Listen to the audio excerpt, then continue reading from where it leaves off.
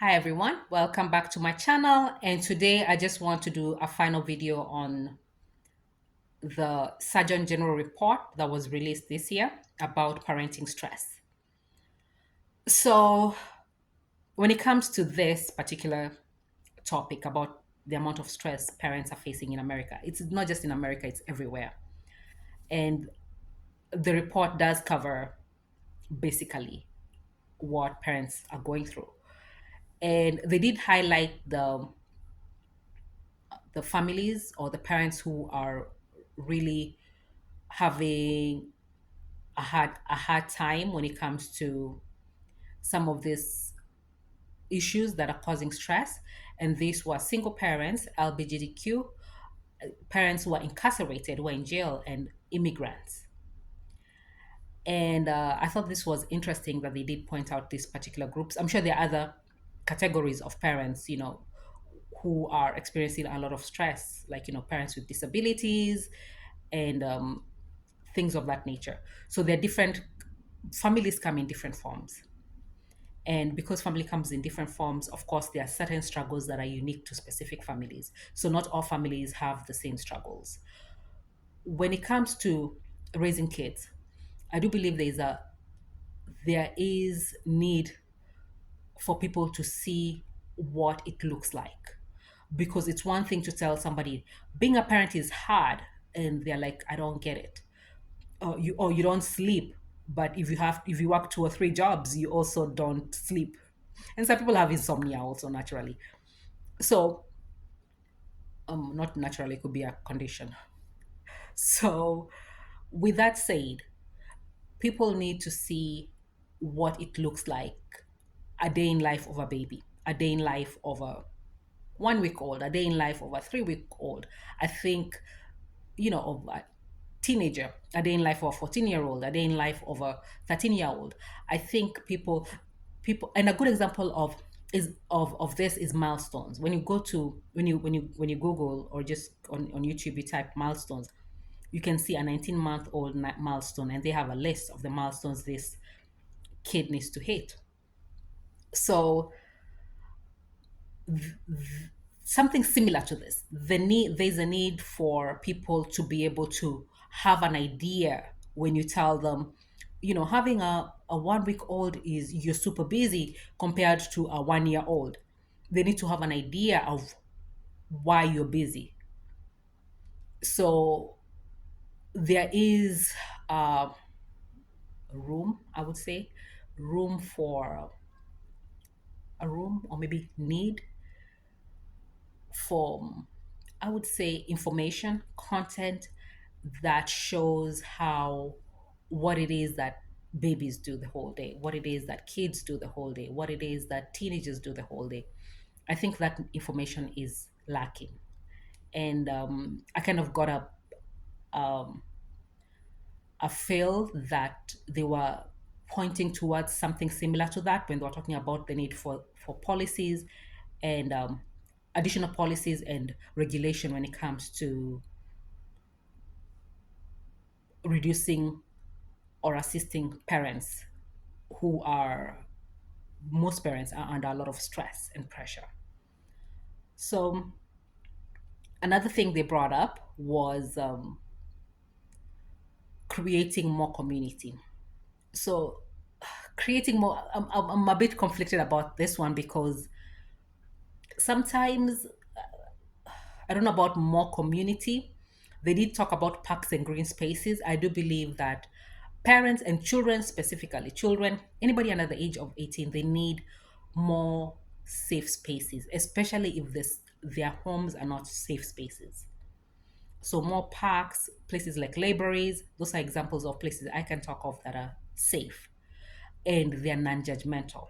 Because if it's religious and somebody is coming from a LGBTQ family, they may not want to go to a religious community center, for example, or somebody whose parent is incarcerated, or somebody who has their spouse is incarcerated may not go for help in maybe a religious center or a center where they feel they're going to be judged.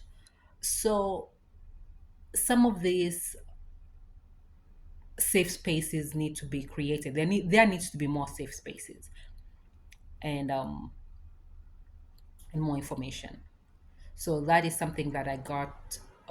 They were really emphasizing in the report, and I do agree with that. And especially when it comes to policies, the parks, especially the parks in the hood, in some of these neighborhoods that are not, I would say, safe, they do need more resource allocation, of course, so that they can have security, more security present, so that kids can go and play without the parents having to worry, and of drug dealers selling them drugs and things like that. So there is a need for more safe spaces, more parks, more green spaces, especially in urban areas. Even in areas that are a bit remote, there is need for green spaces that are safe for families. So I thought it was an interesting report, and I just wanted to add my perspective on what I read. And they did talk about incarcerated families, and because people, women who have kids and their spouses are incarcerated, normally avoid society. And the problem is when they have situations like postpartum depression, they are not seeking help because they feel judged by society, especially depending on what the crime the partner has committed. So, and also I do feel that people who are in jail, who are parents, need to get, some classes when it comes to parenting, and maybe what some of the videos I'm talking about when it comes to a day in life of a teenager, a day in life of a 3-year old, because if they go to jail when their kid is born and they're coming out after 3 years, they need to know how to interact with a 3-year old without feeling uncomfortable. So there is a need for the safe spaces, and also immigrants, because of the cultural differences of people who come into the country, any country, because of the cultural differences, there is need for education there, and resources.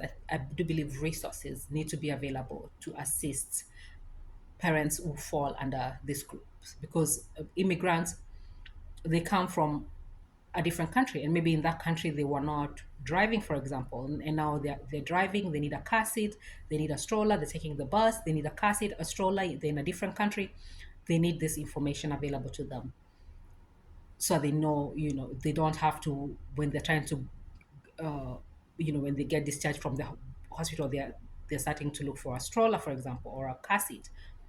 So there is need for resources to be allocated specifically for these communities. All of them, some of these families come with very unique challenges, because like LGBTQ, when you have two men, for example, raising a baby, they need to be educated on how to raise a baby, because men normally are not sort of trained, I would say, or conditioned to caregive. So they may not have any idea what to do. And when you have the LGBTQ community, you have some of them are not in contact with their family because of their sexuality. So this particular group of people needs a of different type of resources. They do need to be taught how to take care of a baby, and sometimes they just need to watch a video of what to do, and sort of get directed on what to do when they have a newborn, when they have a 3 month old, a 1 year old. So these videos I'm talking about, like a day in life of a 1 year old, of a 1 week old. Some of them just need to watch the video and they're told what to do, and they'll know what to do. But by themselves, they may not need like a formal type of training. So there is need for resources to be allocated to all these groups of people. And also I still stand with a point I made in my previous video about there is need to look at how schools in America are designed, because guns are not going anywhere. The guns are not going anywhere. So the way the schools are designed, that is what needs to be changed. And that is it for now for this video. That is it for this video. I hope you enjoyed it, and I will see you in the next one. Thank you.